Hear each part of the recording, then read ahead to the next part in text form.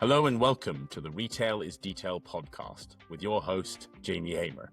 The Retail is Detail podcast focuses on technology and innovation in retail, with guests from either innovative retail tech players or retailers themselves who are adopting new technologies. We interview founders and C-suite executives from top firms who are changing the retail game for the better and delighting the end consumer.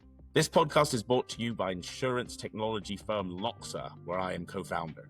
Loxa is on a mission to ensure the future of retail includes fair, transparent, seamless product protection for your most valuable possessions. We work with retailers to offer product protection at the point of sale or direct to customers, designing fair, transparent, easily claimable product protection with the end customer in mind, which is at the heart of everything we do. We've got another brilliant guest for you on the show today. Let's get started.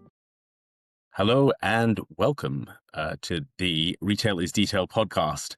I'm joined by Chloë Thomas, who is the host of the E-Commerce Masterplan podcast, a global top 1% podcast. Chloë, you do a variety of things in the e-commerce ecosystem, but what's the biggest piece of advice that you routinely give people when they come to you asking about how to get into and prosper in e-commerce?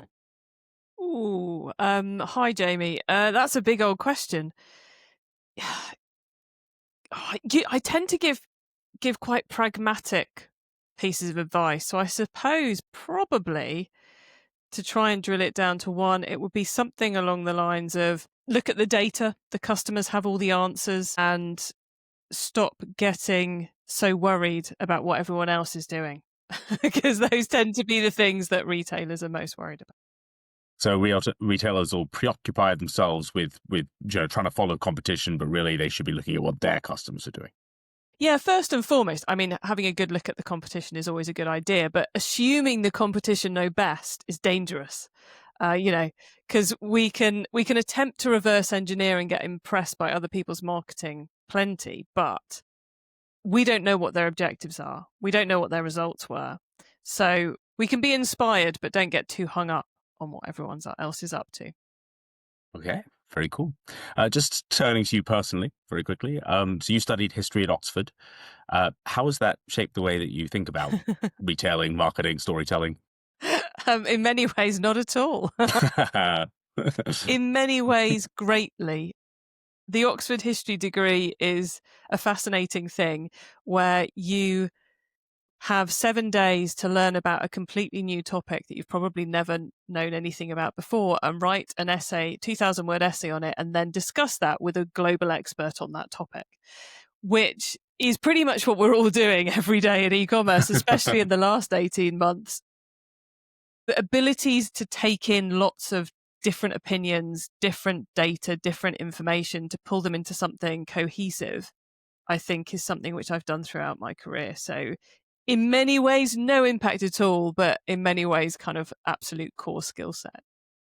So do you feel like retailers today are doing the same thing, they're having to learn topics from a variety of different sources, synthesize them and decide whether they're going to adopt them or not? Yes. And I think we have always been, and I am as guilty as anyone for doing this, we are an industry which often creates more noise about something than is warranted. So as a brand side marketer or brand side founder, CMO, CTO, whatever your role is, you have to get very good at filtering the information you hear to go, okay, everyone seems to be talking about this, but is it actually important? Is it actually relevant to my brand? So often it will be things like SKU count dependent. Certain strategies are very important if you've got hundreds of SKUs in your business, but they're utterly irrelevant if you've only got 5. And certain strategies are very important if you've got sizing and those kind of colors and things with your products, but completely irrelevant if you don't, or if you're big on, if you're a subscription business versus if you're a doormat business where people are probably only going to buy from you once. So getting to filter what I need to pay attention to and understanding where that person who's writing it, their angle, is really, really important to not waste a lot of time getting worried about things that just aren't that important. So you've seen a number of retailers adopt strategies that aren't fit for purpose and I think struggle as a result. yes, frequently, Yeah. but not necessarily go as far as adopting the strategy, but spend a lot of time researching it or trying to implement it. My favorite was back when I did coaching. This one always pops into my mind. I was talking to a very talented marketer who had been to a full day conference in London with what we would now describe as a personalization merchandising company, right? And she came out going, I need to install their software. We've got to help customers find the right products, and we need this merchandising tool and this merchandising tool to automate it. Well, I was like, you've got 3 SKUs. You really, this is nowhere near the top 10% of your to-do list. You have 3 SKUs. That software solves a problem you don't have. But because they've been immersed in this for a whole day and heard these great case studies, it was like, yeah, we need upgraded search. We need better dynamic product pages, product listing pages. Like, no, you don't. Because it's so easy, because many of us on the supplier side and the content side, like myself, we are so good at creating compelling content that sells the problem and that shares the solution that it can be very easy to get swayed. So you have to kind of step back and go, hold on, is this actually relevant for me? Hold something in your head without actually believing it is yes, yeah, exactly. Fun challenge. So you've worked everywhere from Barclays to big retailers and your own media company. What's the biggest skill set that's carried you to success across those roles? Oh, you're asking great questions. I like this. Means a lot coming from you, Chloe. Probably. It kind of goes back to that ability to take very complex things and make sense of them. So, I mean, a lot of my career has been accidentally ending up in the right place at the right time. But I don't think I'd have succeeded in those places if I hadn't been able to adapt fast, So back in the early 2000s, when this crazy idea of selling online was just coming into the mail order industry, I was lucky enough to be in a very cool place and be able to help 5-6 brands quickly move to taking the internet seriously. They were dabbling, but they weren't taking it seriously, which you can't make that work unless you can take all those different things and pull them together very quickly for people and make sense of them in a practical way. There's talking the game and then there's actually delivering the game. And I think that's probably what's taken me through all of those, the abilities to see what the options are and then build the systems and processes that make it deliverable. Yeah, and back in the origins of internet selling, nothing was plug and play, right? All these tools had to be developed effectively from scratch. Now, I remember writing an in-depth brief for our web team, I think it was, of how we could do a welcome email sequence. Oh, wow. Like, when this happens, we want this to happen, and we want an email that says this to go to them, and then we want this to happen, and there to be a delay, and then, waiting a couple of weeks for them to price it. And then, it's like that. You could set that up in half an hour now. And with the help of AI, probably 5 minutes, you could get a basic version up. So yes, it has, so much has changed, but yet what we are trying to get people to do has not changed in the slightest. And I would say 90% of consumer behavior hasn't actually changed that much either. Interesting. Is there like one seminal tool in your mind that changed the game? I think Shopify, to go to the obvious place, because of a number of things. One, their software was just phenomenal. All of a sudden, instead of a 6-month build that cost you 5 figures minimum on Magento or similar, it was pretty much just Magento or WooCommerce at the time, so let's just say Magento, you could have a site up and running and taking money in a matter of days. That was a huge game changer to how people thought about things. They also, from the very beginning, took away our access to things that many people in retail and mail order, etc., historically have been obsessed with when it came to the internet. Payment processing fees. We couldn't do anything with them anymore. They were as they were, and we accepted them. Secondly, hosting. God, we used to, you couldn't go to an e-commerce conference before Shopify without there being at least one session about how to balance server loads over Christmas and peak. We don't have to care about that anymore. And endlessly tweaking your checkout, which was the utter obsession of people. Should that button be there or there? Do we have that box? Do we not have that box? all of that was taken off the table. So all of a sudden, it was more about doing a great job with your products and your messaging and your customers than it was about these nitty-gritty things. And I think it was phenomenal that they took that decision of these things that people were so obsessed with. I remember being at a mail order conference and there was like this, senior decision makers discussing and sharing all. And they spent like half the session talking about payment processing fees, like some kind of game of top trumps. And it's just insane now to think, we were that obsessed with it, and that Shopify had the balls to go, you don't need to worry about this. You need to stop trying to optimize this. You need to do other things. And then the third thing which they've done is they created identity within the space. So e-commerce is a stupid word. Retail is a stupid word because everyone's definition shifts.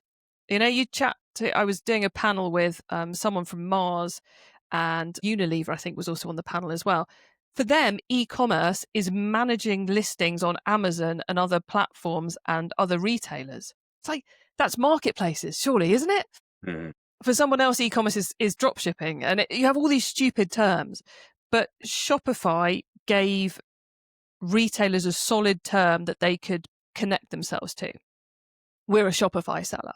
We get Shopify. And all of a sudden, there was this sense of identity, which I don't think anyone else has really managed to mirror.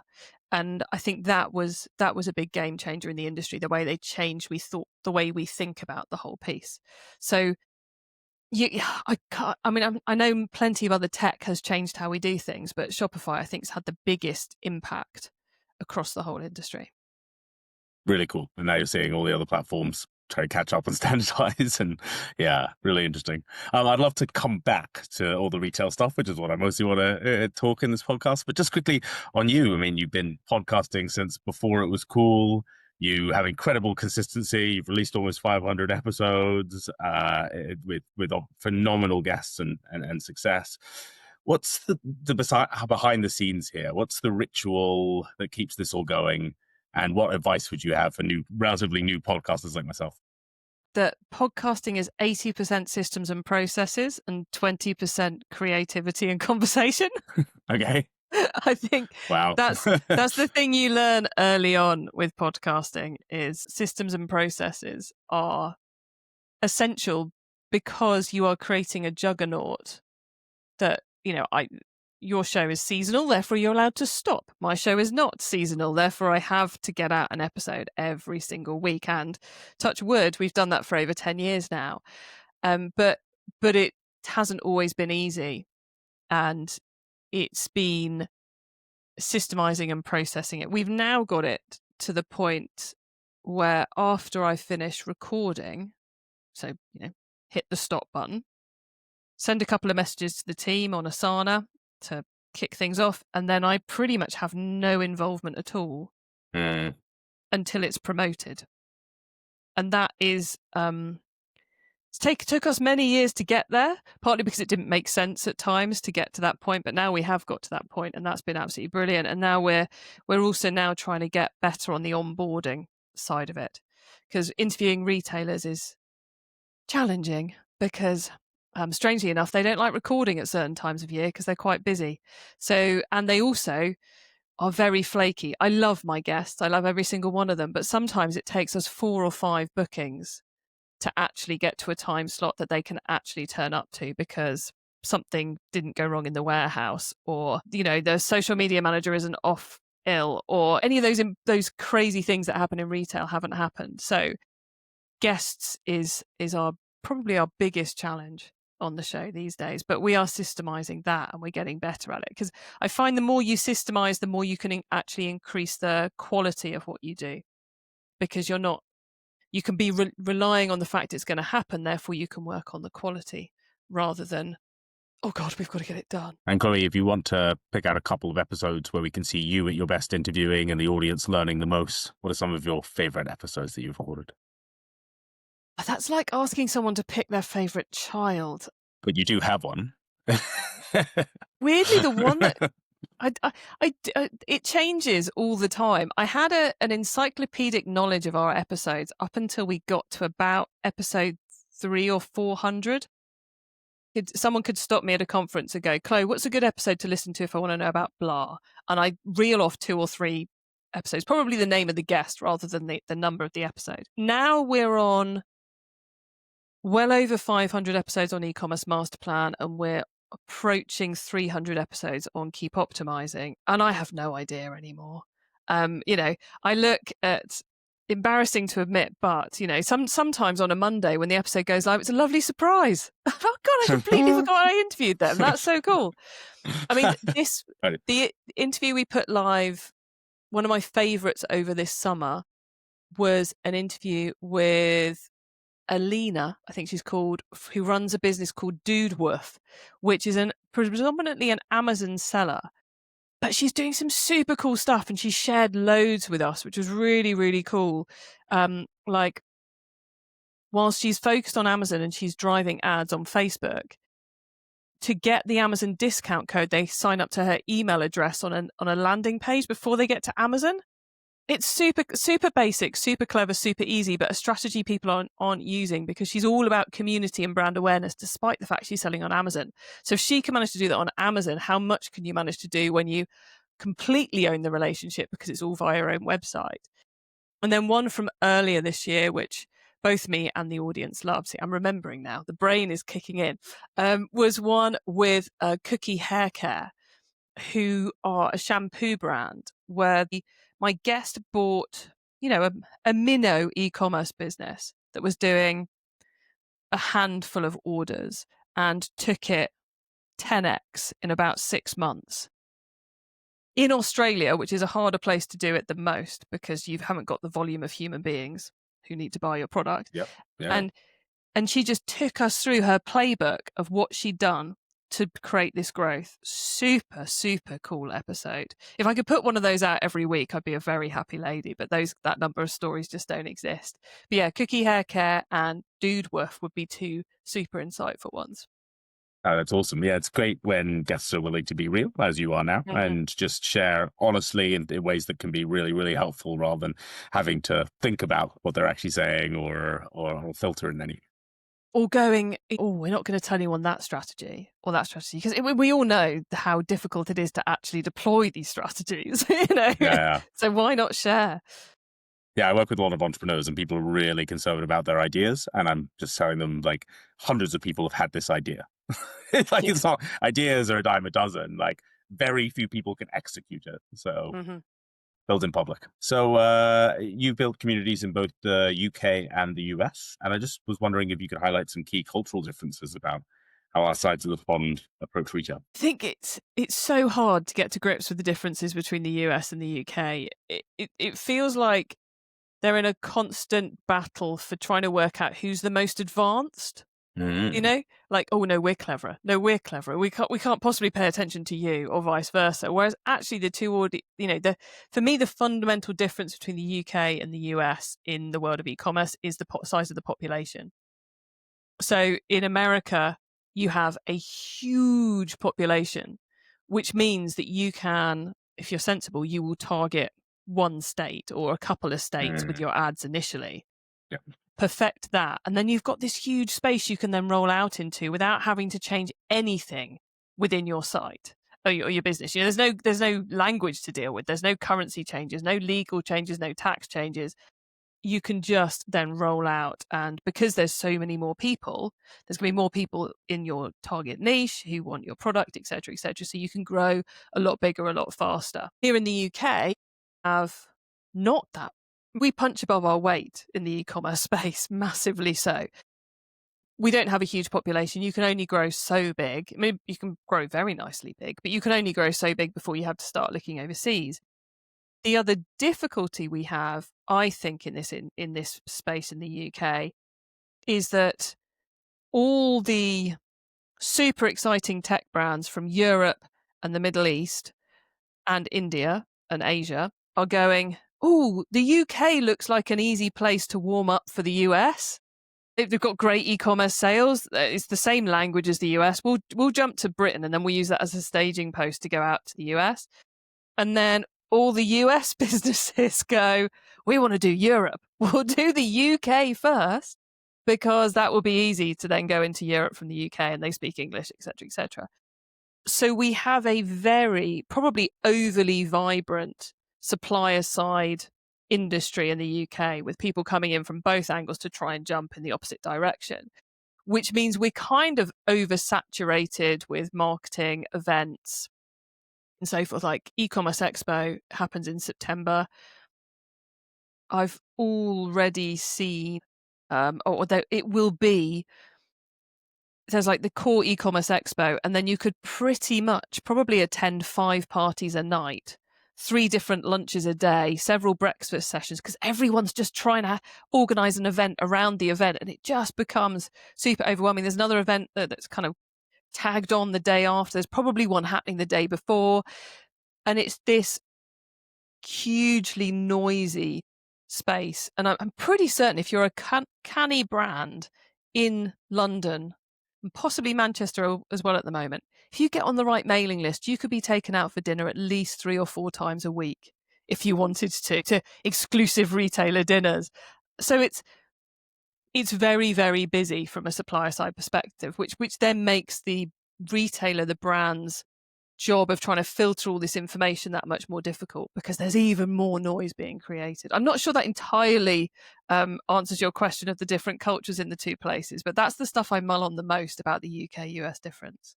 No, it's fascinating. We've seen a number of furniture brands, which is our key category support, try and launch from the US here and just find it's too saturated and shut down after 6 months. It's a tough market. Competition is fierce. And so you recently opened up e-commerce tech blogs to guest writers. What's been your most surprising pitch that you've seen land in your inbox? Oh God, we've had some. Actually, the pitches haven't been too bad. We've learning from our past experiences in other things. People have to fill in a form first and then get invited to pitch. So that kind of gets rid of the worst. Obviously, we're getting the. Do you accept guest posts about iGaming and auctions and gambling? No.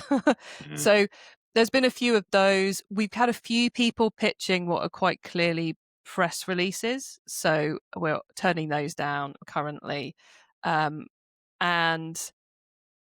there's not been anything hugely crazy. I'm dealing with all the pitches at the moment before the team then do all the rest of the work on it.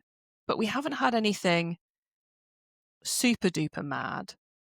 A few times we've had to go back to someone and go, can this please be less pitchy? And then we'll publish it. But no, nothing eye-wateringly horrendous, I have to say, so far. I'm sure it will come.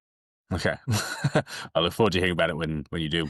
And speaking of which, you in your book, Customer Persuasion, you stress a lot about ethical marketing and the benefits there.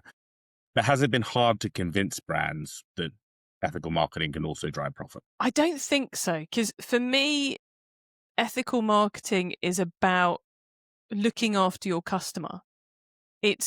Obviously staying on the right side of the law, etc., etc., but it's less kind of an eco angle. It's more of, okay, we could email 6 times a week, but would that actually be a good idea?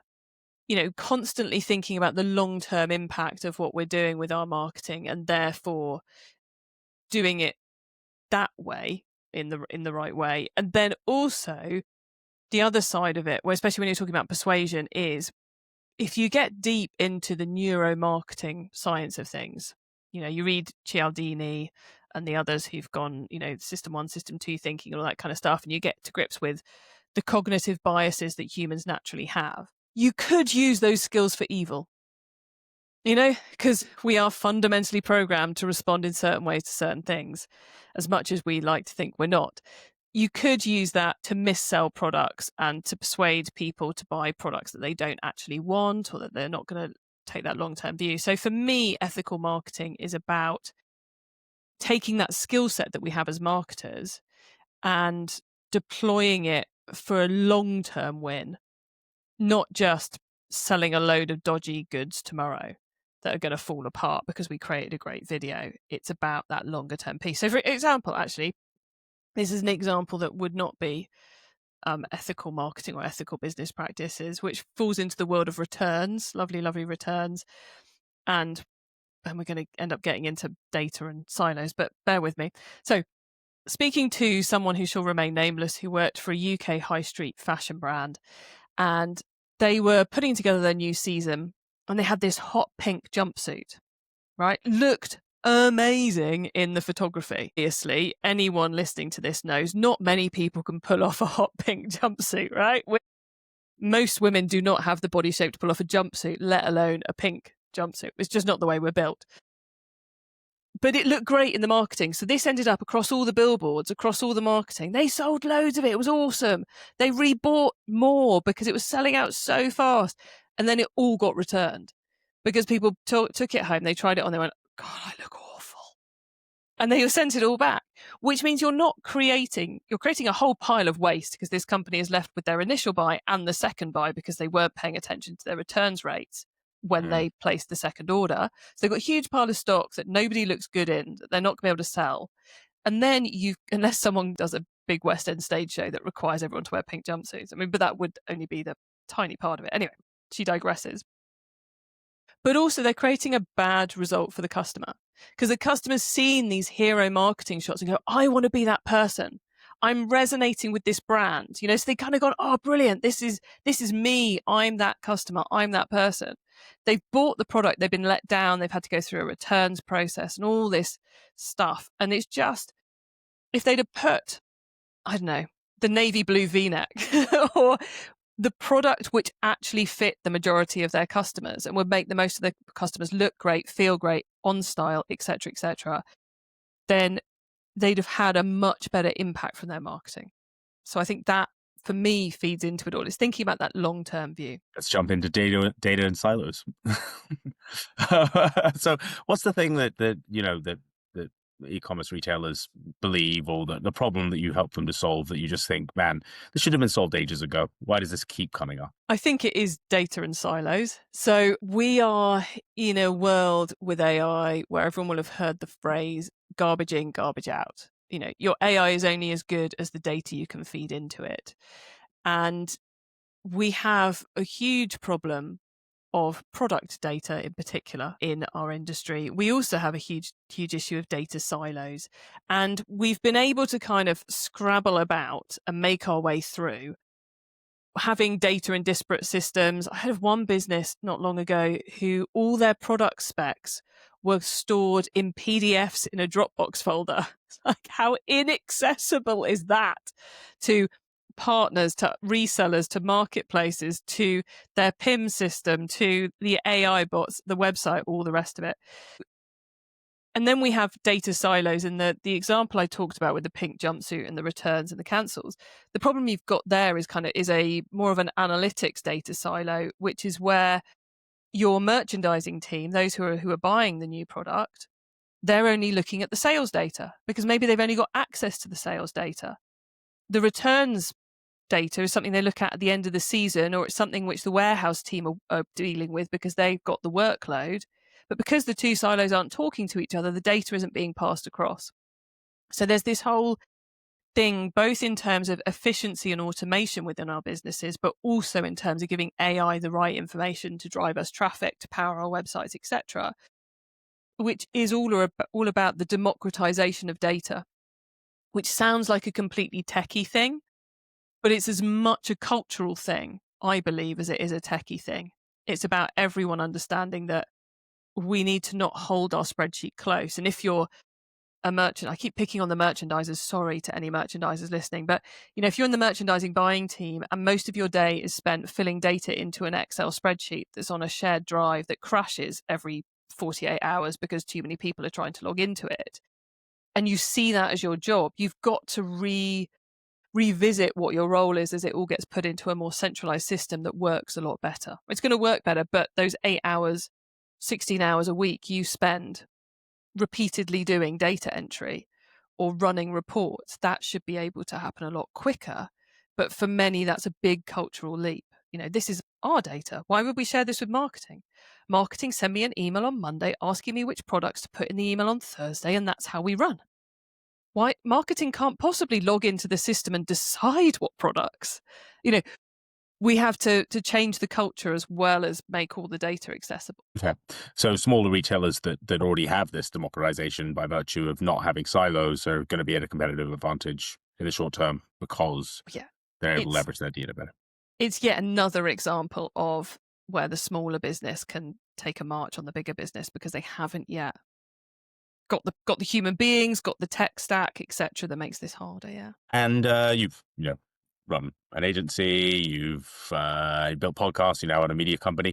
What's the biggest misconception that retailers have about marketing agencies? That it's all the marketing agency's fault when it goes wrong. I mean, sometimes it is. Yeah. But it takes two to tango. And often when a relationship breaks down between agency and client, it's because the wrong agency was hired in the first place. Which is a responsibility that lies on both sides of the coin. It's both agencies agreeing to work for people they shouldn't have agreed to work for, but it's also agencies not being wise enough as to who they want to hire and not understanding well enough what their route, what they actually need and who they need and how much they should be willing to pay for it. But the fault lies on both sides. And that's usually when it breaks down is because the wrong company was hired in the first place. CTO here, new CTO here has come in and said, right, we're slowing everything down until we spec it out properly, including what we're willing to spend and what we're trying to do. Is that the same issue? People asking for something without knowing exactly what they want, and they should take more time to define it. It's on the website side of things, most definitely. On the marketing side of things, it's going, we need to do Facebook ads, and I think it should be done like this, and I think I should pay £500 a month for it. I'm going to slight extremes here. Or it's, there's a big debate at the moment, especially around meta ads, about whether the creative is better created in-house and then given to the agency, or whether it's better to get the agency to create the creative. Now, that creates a massive difference in what you're expecting your agency to do, what skill set they want, etc. Yeah. If you're a brand who's great at creative, then brilliant. Create your creative. Find a great executional management Facebook ad agency. Don't go for an agency who are brilliant at creative because you're paying for something you don't need. Right. And it's those mismatch in buying decisions, or even not quite understanding what you're buying in the first place, which is often you're the founder who's been running the Google ads and you're going to outsource the Google ads, and you only know what you know about Google ads. You don't really know what you're buying or what you're trying to get from your agency. So lots of ways in which it can go wrong. And to be honest, even with the best buyer and the best seller, it can still go wrong. But you have to be ready to go, okay, hold on, this isn't working. Let's migrate. And sustainability, very close to your heart. But what's the most creative example you've seen of a retailer making sustainability a selling point? So the immediate one that crumps into my mind is completely irrelevant, but it's one that the Business Design Centre in Islington have recently done to kind of showcase the impact of their sustainability efforts, which is these cool posters that have like a banana, and then it compares the number of bananas to 1 square meter of carbon footprint of their business, which I think is a really clever way of just going, it's creative, it's interesting, it cools your eye, and you can kind of travel around the building and you'll see all different ones. There's like a burger and a steak and various other different things. More relevant though, I like it when businesses kind of weave it into their overall messaging whilst also acknowledging that it is a journey. So the absolute coolest one that crops up in my head for this is Joe Brown, which it's not fast fashion, but it's not far off fast fashion. It's kind of attractively priced clothing for older women, she says, my age women, which is really cool, quite funky. And it's a mail order business, and they have this strap line that they use across their marketing, which is stepping stones to sustainability, which talks about how they're on this journey, because each catalogue must have 500-600 SKUs in it. They can't flick a switch and suddenly be a completely sustainable brand overnight. So I think that's And then you'll get a brand which has, maybe you've got some slightly dodgy looking packaging because they're using recycled packaging when they're sending out parcels, but they talk about it and they share that with their audience. So I like it when brands just it's just part of what we do, and this is how we talk about it, and this is how we explain it to you. Because I think as the e-commerce industry, the retail industry, the fashion industry has a huge part to play in reducing the amount of carbon we all consume, use, etc., etc. We are bad industries. So I think we should all be trying to encourage, in a subtle way, not necessarily in a slamming it down people's throats way, but we should all be trying to encourage everybody to make more sustainable decisions. And by simply flagging, we've done this was easy, we've done that, it was easy, by the way, by buying this you are doing this which is better, and therefore come back and buy ours again because it's better than the competition's.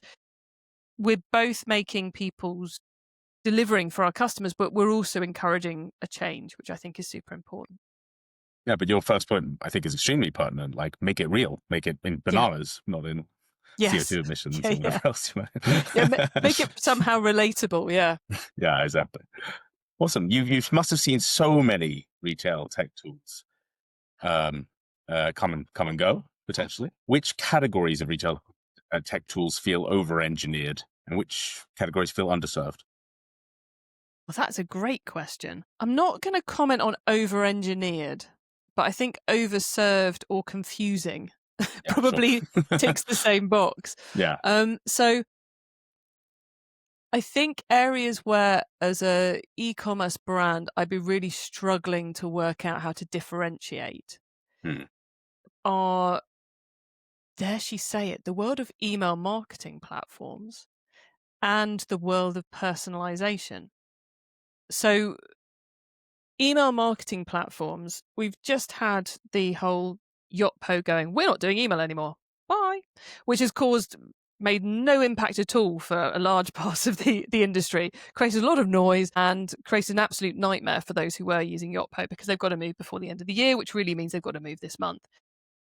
They've got 2 recommendations, Omnisend and I forget the other one. Anyway, they've got 2 recommendations.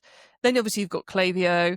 You've got others trying to enter the space, like MailChimp's gone big. GetResponse are entering the space at the moment. You've got lots of smaller ones.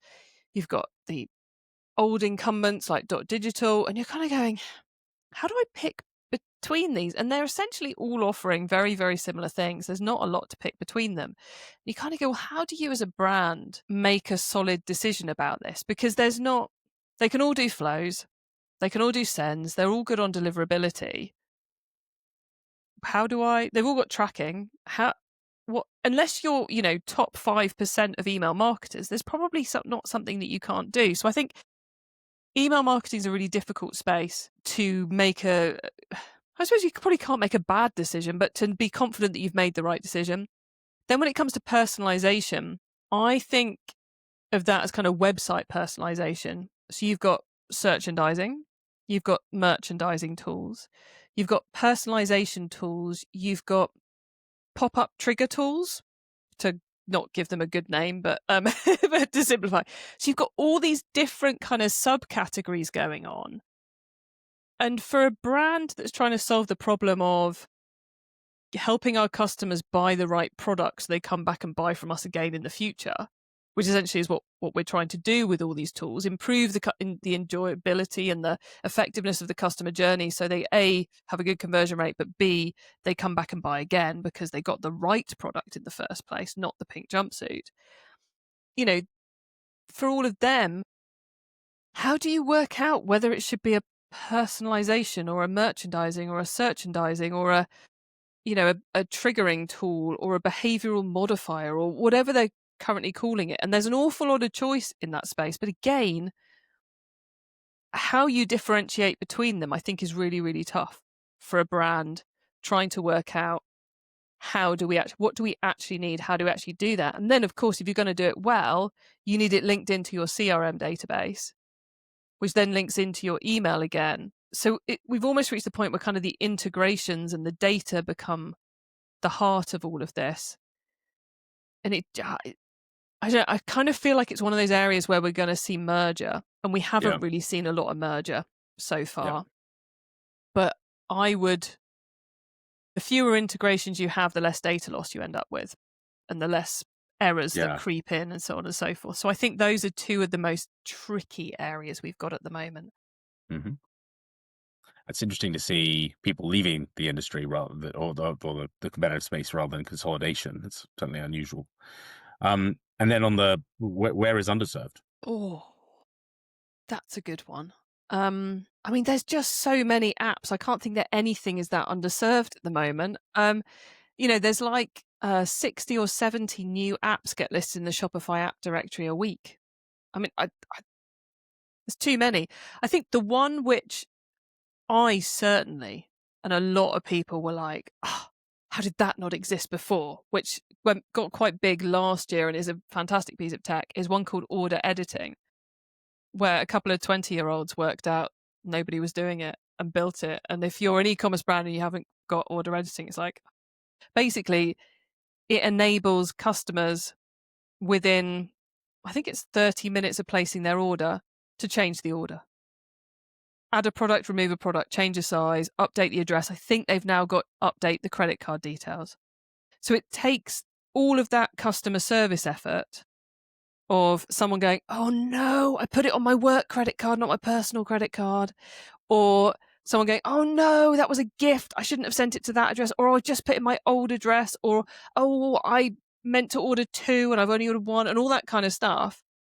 It takes all of that off customer service, enables the customer to self-serve, and then you can, of course, do upsells.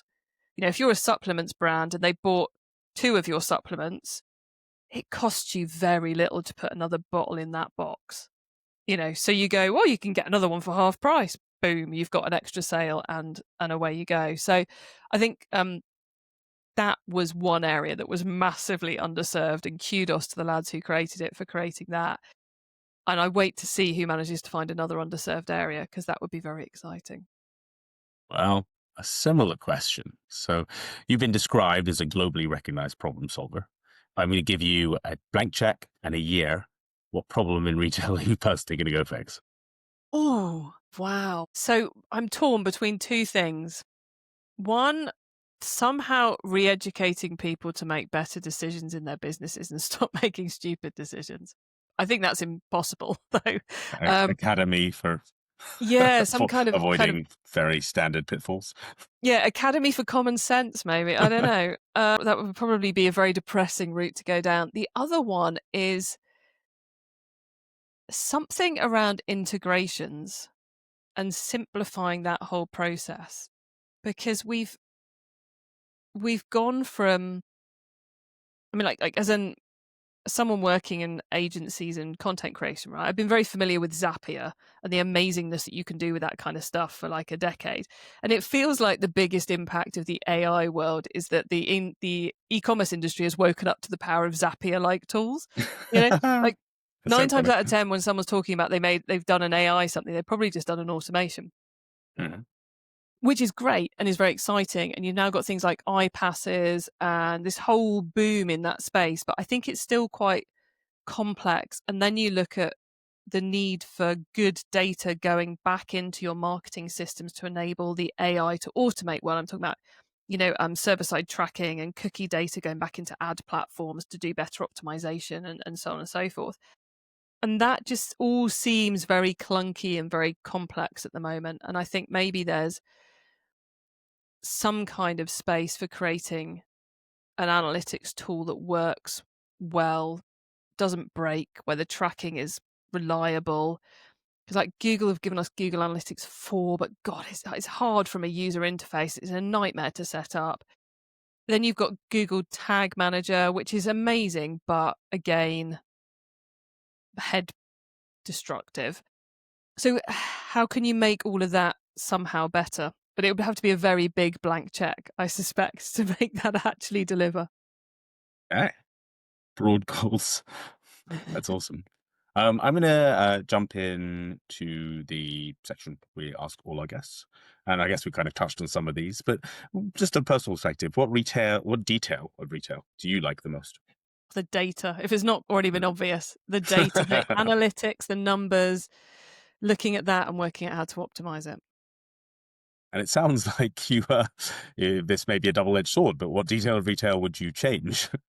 The words e-tail, e-commerce, retail, they mean different things to different people. And it makes it very complicated to buy Google ads for starters, but also, to really zone in on an audience. So I think I would change those words. What word would you like to introduce to our I listeners? have no idea. I think there'd have to be some kind of survey and gross, some kind of committee to work it out. But some kind of consistency in how we use the words would be handy. Okay, awesome. What's your most controversial prediction for the future of retail? AI is not going to kill websites. So people won't use AI shoppers at the detriment of these user experience. They will. They will use AI shoppers, but not everybody will. I know people who couldn't check out on a website because they didn't know what the MasterCard logo looked like. So they are not going to suddenly become ChatGPT purchasers anytime soon. So just like the internet didn't kill the high street, it just changed the high street. AI is not going to kill your website. Picture shoppers using AI first shopping or AI shopping bots in 5 years. No idea. I'm not guessing that. All right, Damien. What is your craziest story from the podcast or your career in retail more generally? I think probably having an argument with Michael Gerber, author of the E-Myth, in a podcast episode. Okay. You might not entirely realize it's an argument, but there's an argument going on. I'm trying to suggest that people shouldn't have to duplicate their business and franchise their business, and he very much does not agree with me. So he was a very, very cool guest to get, but we definitely weren't of the entirely same mindset. And then as soon as we finished recording, he immediately went into sales mode and tried to get me to fly out to America to join him for a 5-day retreat. It was so impressive.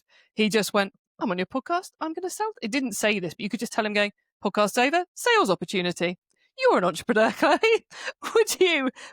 Do properly?" It was just like, wow, that is impressive. I'm very, very, very impressed at that switch in mode. I promise to not do that after we switch off just now. But thank you, Chloë, for coming on the podcast. Really appreciate it. A pleasure, Jamie. Thanks for the invite.